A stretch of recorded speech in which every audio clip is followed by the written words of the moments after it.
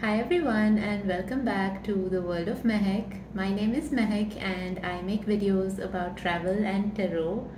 As you can see, today is another pick a card tarot reading in which we'll get some messages of motivation or inspiration or just some general wisdom for anyone who chooses to tune in.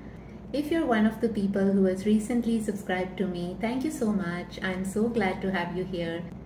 And I hope you're going to enjoy this video.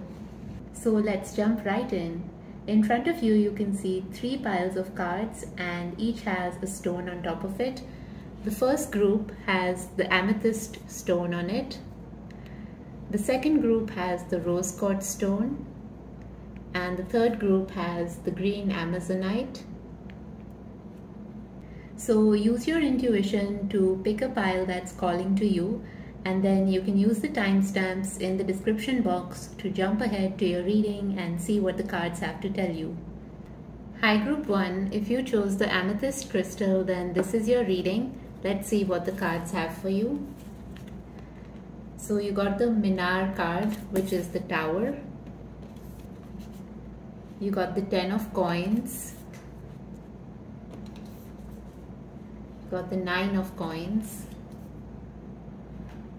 And in your oracle cards, you got No Place Like Home. And we'll look at this one last. So I think recently you might have experienced a really life-changing moment, especially when it comes to how you relate to the material world around you. This includes things like how you earn your money or what brings you fulfillment in everyday life. Maybe you've been questioning a lot of the life decisions that you've taken that have led you to this point and considering how you can make some changes to really feel more fulfilled in the things that you do. I think the cards are kind of reminding you of all of the abundance that surrounds you, and this can be in the form of actual money and physical resources or even the people that add value to your life. You're kind of being called to reassess what really matters to you and whether you're actually giving time to those things and those people. The No Place Like Home card talks about how our relationships are really important, and it can be so easy to lose sight of that when we're so busy making our way through this world and earning a living and all those things that are equally important but can really take over our lives at times. So this might be a good moment to take a pause and really reassess your priorities in life. Have you been making time for the things that really bring you joy in the truest sense of the word? I feel like it might be a good idea to consider your beliefs about abundance and material wealth. Do you have any limiting beliefs around this, or some kind of inherited thought patterns that don't really serve you? For instance, a lot of us are taught that money is evil and that it's wrong to kind of run after material wealth. But when we go about life this way, it tends to create a scarcity mindset in us, which just keeps us away from all the good things that we may want in life. You need to reassure yourself that it's okay to want the good things, to want luxuries, and to do whatever it takes to get there. But the important thing is to not lose sight of what you already have. There is so much abundance surrounding you every time, and there's so much to be grateful for. But it can be easy to be stuck in a comparison mindset and to always find the things that we're lacking instead of focusing on that which we already have. Remind yourself of the prayers that have been answered, the dreams that you're already living, and the hopes that have been fulfilled in ways that you had never imagined. Maybe it's time to stop building so many castles in the air and really return home to yourself and appreciate everything that you've already manifested in your life. I know that many times the grass always seems greener on the other side, but instead of fixating on that, the cards are reminding you to count your own blessings and to really be at home with the life that you've created. Once you can do this, it'll be much easier to keep attracting more abundance your way. The first step to overcoming the blocks that we may be facing in our path is usually fixing our mindset. Once you start noticing all the beautiful things that surround you, I'm sure the universe is going to bring you even more beautiful blessings. So let's see what your last card has to say. It says, face your fears. I think this relates really well to what I said about limiting beliefs and letting go of the unhelpful thoughts that we may have grown up with. Is there any fear that's holding you back from taking the leap to go after what you want? Then maybe it's time to examine that and let it go and find the courage to take the next step towards everything that you desire. I'll also read you a bit of the description of this card from the guidebook that comes with it. It says, if the world seems like an unfriendly place to you, it may be that you're lost in mundane details. Accept that pain and struggle are a part of life in the same way that pleasure and joy are. By doing so, you will lessen the tension of fear and the impact of its force upon you. As Rumi points out, life is not harmful to you. It is your fear that makes phantoms in your mind. And the mantra for you is, I'm removing the idea of failure from my thoughts. I allow the power and courage of love to help me face whatever happens. So I hope that message was helpful to you, and if you liked it, please do give a thumbs up to this video. I'm wishing you all the luck with facing your fears and manifesting everything that you want to in your life. Take care and see you next time. Hi Group 2, if you chose the Rose Quartz stone, then this is your reading. Let's see what the cards have for you. You got the Sun of Coins. You got the Sun of Staffs, and you got the Ace of Swords. And for your oracle card, you got Fork in the Road. So Group 2, I feel like you've been caught up in a lot of different things calling for your attention all at once. There's a lot of movement and fiery energy surrounding you, and you might find yourself feeling kind of lost or unmoored and just being pulled in different directions. I feel like you might be faced with a lot of choices, and of course it's normal to feel a bit lost when there's so many decisions to make. But I think the cards are reminding you to rely on your own mental powers. You have everything it takes to cut through all the drama. Instead of keeping your attention focused on just one thing, make sure that you consider all the different factors before taking any rash decisions. You shouldn't really rush into anything and really weigh your options. Don't let other people's opinions or external circumstances cloud your own inner judgment and wisdom. You need to remind yourself that you can trust yourself and your inner knowing. The Ace of Swords is a card of ultimate mental clarity. So you will cut through all the clouds that seem to be surrounding you, and you will find a solution that you're looking for. Before rushing into any decisions, remind yourself that every choice has a consequence, and you need to weigh your options calmly and carefully before you go ahead. Don't try to avoid making choices, because that's only going to lead to more confusion. Instead, you need to find the courage within yourself to do whatever seems right to you. No matter which choice you make, know that the path ahead is going to be just exactly what you need. If you've been feeling really overwhelmed, then the cards are also kind of indicating that you need to cut out some of the things that are draining you of your energy and attention. We can't always be everything to everyone or do all the things that we put on our list. At some point, you need to prioritize and give your attention to what's most necessary, rather than try to please everyone and attempt to get every single thing done. I think it would be helpful for you to practice things that can help you get centered, such as meditation or going on walks. You need to spend a bit of time on your own so that you can detach from other people's energies and really get in touch with your own self. Maybe this is something that you've been avoiding for a long time, but the cards are indicating that you can't do that anymore.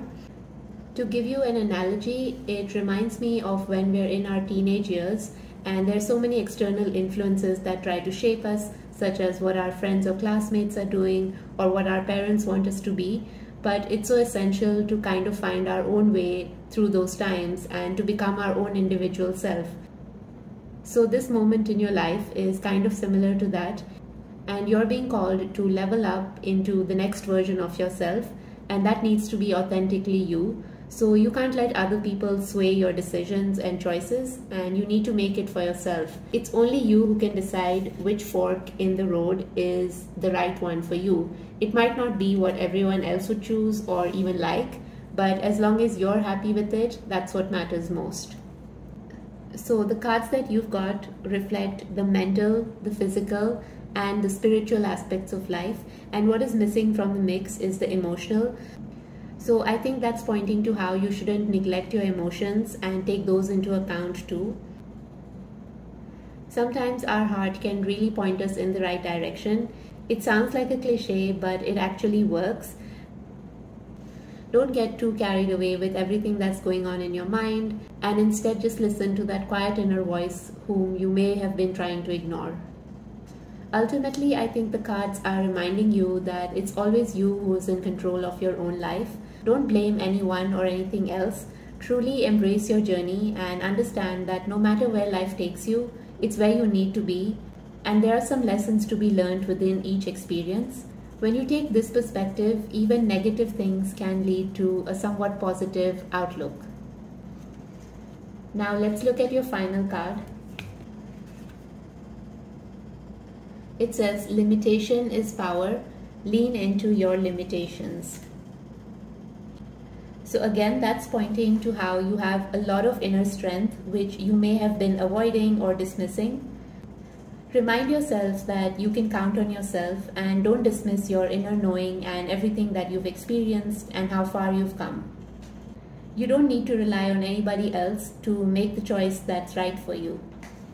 I'll read you the message for this card from the official guidebook too.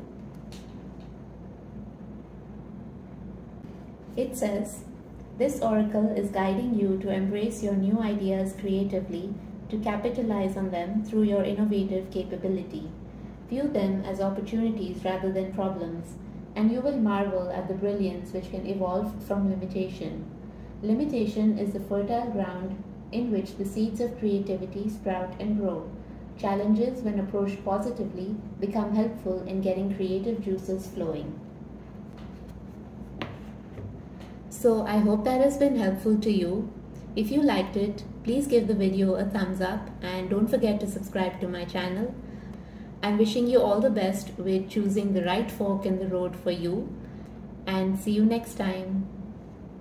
Hi Group 3, if you chose the green Amazonite stone, this is your reading. Let's see what the cards have for you. You got the Shah of Swords, the Seven of Swords, and the Malika of Coins. And for your oracle card, you got Never Ending Story.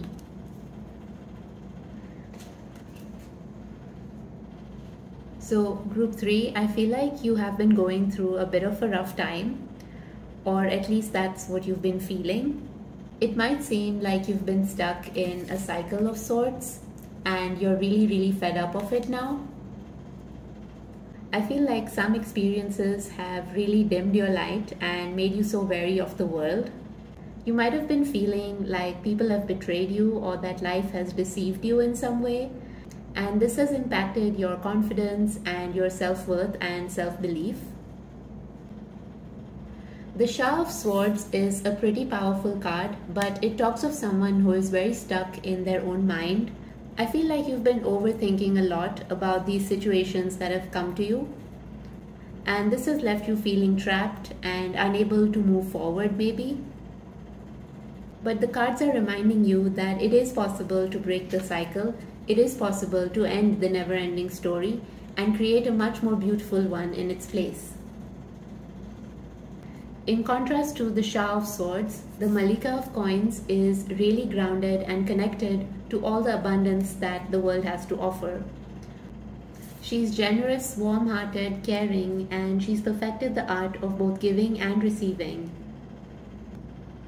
She's really down to earth, generous, warm-hearted, and kind. And I think the cards are reminding you that this is inherently your nature too. Sometimes life gives us all some difficult experiences or lessons to learn. but all that we can control is how we respond to them and how we move forward. If you choose to really take these experiences to heart and hold grudges instead of letting go, you're going to be stuck in your mind, and this will block the flow of positive energy in your life. Instead, you need to reflect on the experiences and take whatever you learn from them, but then let it go and move forward with increased knowing and wisdom. So according to the psychologist Carl Jung, we all have masculine and feminine traits within us. Masculine qualities are all the things that we need to do to kind of survive in this world. So the energies of doing and providing and achieving success and all of that. On the other hand, feminine qualities are of being present in the moment, of receiving the blessings of life, and of being in a state of flow. So I think the cards are reminding you to strike a balance between these two attributes in your own life. I feel like you might be quite stuck in your masculine attributes, and you may have detached completely from the feminine side of you. This is no fault of yours, because we all live in a society that is constantly pushing us to be in our masculine and demanding that we're always doing things and achieving the next big thing. But there's really no shame in rejecting that and disconnecting from it, to instead step into the feminine energy and just take a breather and take a break from all the things that have been weighing you down. When you pause and reflect, that's the only way that you can process everything that you've been through and assimilate it in a healthy way, so that you can move forward with more balance and integrity. We have to accept that often it's we ourselves who choose to be stuck in a never-ending story. It's our own beliefs and thoughts that we don't even bother to question that keep us stuck in one place. So instead of functioning on autopilot in life, take a break, reassess what's working and not working for you, and then move forward with this beautiful feminine energy of the Malika of Coins. Once you truly accept that there's more to life than the deception and betrayals that you may have faced, you will start encountering more beautiful things and all the abundance that the universe has for you. Now let's look at your final card. It says, "Happy life, live a less guarded life." I think that goes so perfectly with the reading so far. So you need to let your guard down. You need to step out of this mental frame that you've been living in and truly experience everything that life has to offer. It's only then that you're going to break out of the never-ending story and create a brand new one for yourself. I'll also read you a bit of the description for this card from the book. It says, "This card is guiding you to get out of your head and reach into your heart. Forget about your cares and focus on enjoyment. You don't have to chase extraordinary moments to find happiness. What you're looking for will be right in front of you if you pay attention and practice gratitude." And the mantra for you is, "I'm letting go of the idea of perfection. I feel love for everything inside me and intend to spread it around like the scent of roses." So I hope that has helped you in some way. If you liked it, don't forget to give the video a thumbs up, and please subscribe to my channel if you haven't already. I'm wishing you all the best, and see you next time.